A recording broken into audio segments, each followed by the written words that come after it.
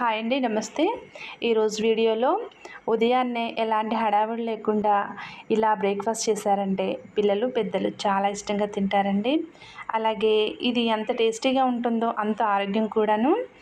కనీసం వారంలో 2-3 సార్లైనా సరే ఇలా బ్రేక్ఫాస్ట్ చేసి పెట్టండి. ఈజీగానే ఉంటుంది, అలాగే టేస్టీ కూడా ఉంటుందండి. సో ఈ బ్రేక్ఫాస్ట్లో నేను ఏమేమి ఇంగ్రీడియంట్స్ యూజ్ చేశానో స్కిప్ చేయకుండా చూడండి. దీనికోసం ముందుగా నేను ఒక కప్పులో ఒక గ్లాసు రాగులు తీసుకున్నాను. అలాగే ఒక గ్లాసు మినపప్పు తీసుకున్నాను. గ్లాసులు రాగులు, గ్లాసు మినపప్పు తీసుకొని ఒక అర గ్లాసు బియ్యం తీసుకోవాలండి. బియ్యం ఏది తీసుకోవాలంటే కన్సిస్టెన్సీ అడ్జస్ట్ చేసుకోవడం కోసం బియ్యం తీసుకోవాలి. చూడండి, ఈ విధంగా మెజర్మెంట్స్ కరెక్ట్గా ఉండాలన్నమాట. ఇప్పుడు వీటన్నిటిని కూడా శుభ్రంగా వాష్ చేసి ఒక 7-8 గంటల పాటు నానబెట్టుకోవాలండి. ఇప్పుడు నేను చూపిస్తున్నవి మీకు నానబెట్టిన తర్వాత అనమాట. చూడండి, ఈ విధంగా నానబెట్టేసుకోవాలి. స్మూత్గా ఒక 7-8 గంటల పాటు నానబెడితే ఇలా ఉంటుందన్నమాట. ఇప్పుడు వీటిని ఒక మిక్సీ జార్లో వేసుకున్నాను. అలాగే కొంచెం అల్లం ముక్క, అలాగే కొన్ని పచ్చిమిరపకాయలు, కొన్ని ఉల్లిపాయ ముక్కలు ఇలా కట్ చేసుకున్నానండి. అలాగే కొద్దిగా క్యారెట్ ముక్కలు కూడా తీసుకున్నాను. వీటన్నిటిని కూడా ఇందులో వేసుకొని మిక్సీ జార్లో అన్నీ కలిపేసి మిక్సీ పట్టేసుకోవాలి ఫైన్గా. ఇలా ఎందుకు మిక్సీ పడుతున్నామంటే కొంతమంది పిల్లలు ముక్కలుగా కట్ చేసుకుని వేస్తే అవన్నీ కూడా ఏర్పడేసి తింటుంటారు. అలాంటి వాళ్ళ కోసం ఇలా మిక్సీ పట్టుకోవాలన్నమాట. అలాగే కొద్దిగా జీలకర్ర కూడా వేసి ఇలా ఫైన్గా మిక్సీ పట్టేశానండి. ఇది రెండో ట్రిప్ అనమాట. ఆల్రెడీ ఫస్ట్ ట్రిప్ నేను మిక్సీ పట్టేసి ఒక గిన్నెలో తీసుకున్నాను. ఇందులో క్యారెట్ ముక్కలు, ఉల్లిపాయ ముక్కలు అన్నీ వేసి మిక్సీ పట్టేసి ఇది కూడా ఇందులో వేసేస్తున్నాను. ఫస్ట్ రౌండ్ మిక్సీ పట్టినప్పుడు నేను క్యారెట్ కానీ ఉల్లిపాయ ముక్కలు కానీ అసలు ఏం వేసుకోలేదండి. సో 2 ట్రిప్లో వేసుకున్నాను అనమాట. ఇవన్నీ కూడాను మెత్తగా స్మూత్గా పేస్ట్ లాగా పట్టేసుకున్న తర్వాత రెండింటిని కూడా మిక్స్ చేసుకోవాలి. ఫస్ట్ రౌండ్, సెకండ్ రౌండ్ రెండింటిని కూడా మిక్స్ చేసుకొని రుచికి సరిపడా సాల్ట్ వేసుకోవాలన్నమాట. దీన్ని నేను మిక్సీ పట్టిన వెంటనే వేసేస్తున్నాను కాబట్టి కొద్దిగా వంట సోడా వేస్తున్నానండి. ఒకవేళ 2-3 గంటల పాటు రెస్ట్ ఇచ్చామంటే ఆ వంట సోడా కూడా వేసుకోవాల్సిన అవసరం లేదు. సో అంతా కూడా బాగా మిక్స్ చేసుకోవాలి. కన్సిస్టెన్సీ మరీ జారుగా ఉండొద్దండి, అలానే మరీ గట్టిగా ఉండొద్దు. వీడియోలో చూపించిన విధంగా ఉండాలన్నమాట. ఇలా అంతా కూడా మిక్స్ చేసుకొని దీన్ని దోశలాగా వేసుకోవాలి. దోశలా వేసుకునేటప్పుడు స్టవ్ ఆన్ చేసుకొని కొంచెం లోతుగా ఉన్న ప్యాన్ పెట్టుకొని ఆయిల్ వేసుకోవాలి. ఆయిల్ మనం తినేదాన్ని బట్టి చూసుకుని వేసుకోవాలండి. నేనైతే ఇక్కడ ఒక 2 చెంచాల వరకు వేసుకున్నాను. మంట మీడియం ఫ్లేమ్లోకి అడ్జస్ట్ చేసుకొని ఒక 2-3 గంటల వరకు పిండి వేసుకుని ఇలా స్ప్రెడ్ చేసుకోవాలన్నమాట. మనం దిబ్బ రొట్టెలాగా వేసుకుంటున్నాం కాబట్టి కొంచెం మందంగానే వేసుకోవాలండి పిండి. సో ఇలా పిండి అంతా కూడా వేసిన తర్వాత పైన మూత పెట్టేసుకొని మంటని సిమ్లోకి అడ్జస్ట్ చేసుకోవాలండి. అప్పుడే ఈవెన్గా ఉడుకుతుంది అనమాట పిండి అంతా కూడా, లోపల ఏమాత్రం పచ్చి లేకుండా. చూడండి ఎలా పొంగిందో, చక్కగా స్మూత్ టెక్స్చర్ తోటి చాలా బాగా వచ్చిందండి.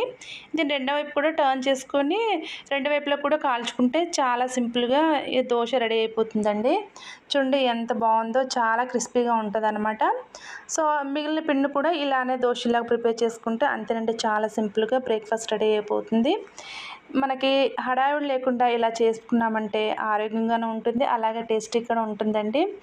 ఈ దోశల్లోకి ఏదైనా చట్నీ కానీ లేదంటే ఏదైనా పచ్చడి అయినా సరే వేసుకొని తినేసేయచ్చు. నేనైతే చక్కగా మామిడికాయ పచ్చడితో తినేస్తాను. సో ఈ దోశల వీడియో మీకు నచ్చినట్లయితే ఖచ్చితంగా వీడియోకి లైక్ చేయండి, అలాగే నా ఛానల్ సబ్స్క్రైబ్ చేయండి. Thanks for watching. హాయ్ అండి, నమస్తే. ఈరోజు వీడియోలో ఒక మంచి బ్రేక్ఫాస్ట్ రెసిపీ చూడబోతున్నామండి. ఇది ఈజీగా అండ్ టేస్టీగా, అంతకంటే ఎక్కువ హెల్తీగా అనమాట.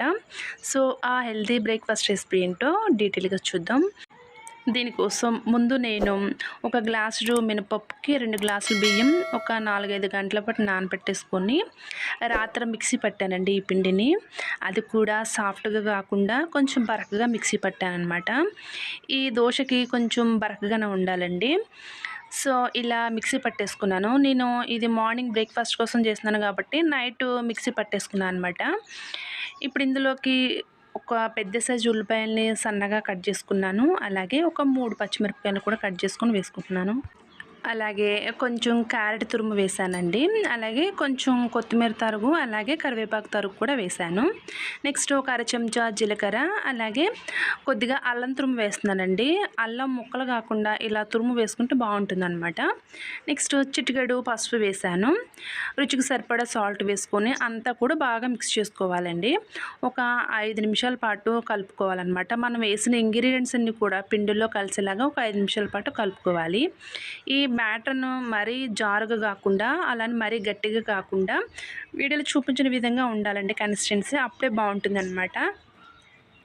నార్మల్గా చేసే దోశల కంటే కూడాను ఒకసారి ఇలా ట్రై చేయండి, చాలా బాగుంటుంది.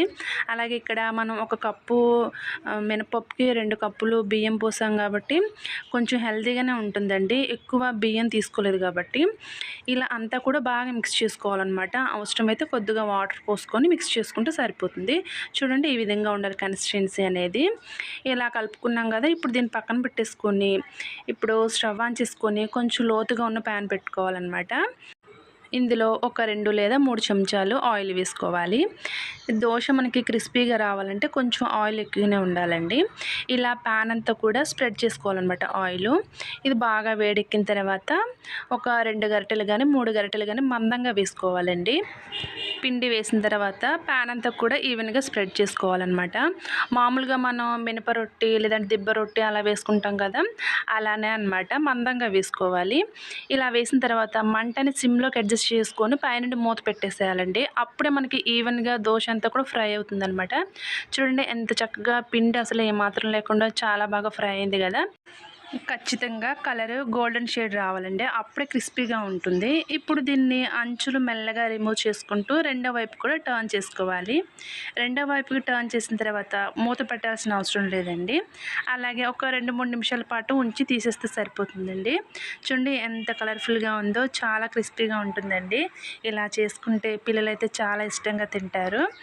సో ఈ మాత్రం ఫ్రై అయితే సరిపోతుందండి. ఇప్పుడు దీన్ని తీసి ఇలానే అన్ని దోశని ప్రిపేర్ చేసుకుంటే సరిపోతుందండి. చూడండి ఎంత ఈజీనే ఈ దోశ. ఈజీనే కాకుండా చాలా టేస్టీగా ఉంటుందండి. కనీసం వారంలో ఒక 2-3 సార్లు అయినా పిల్లలకి ఇలా చేసి పెట్టండి, చాలా ఇష్టంగా తింటారు. ఈ దోశల్లోకి ఏదైనా చట్నీ కానీ లేదంటే ఏదైనా పచ్చడి కానీ వేసుకొని తింటే బాగుంటుందండి. లేదు ఉత్తగానే తినేసేయచ్చండి. ఎందుకంటే ఇక్కడ మనం స్పైసీగా ఉల్లిపాయలు, పచ్చిమిరపకాయ ముక్కలు ఇలా అన్నీ బాగానే మిక్స్ చేసాం కదా, సో ఏమీ లేకుండా కూడా తినేసేయచ్చు. సో ఈ దోశల వీడియో మీకు నచ్చినట్టయితే ఖచ్చితంగా వీడియోకి లైక్ చేయండి. అలాగే నా ఛానల్ సబ్స్క్రైబ్ చేయండి. Thanks for watching.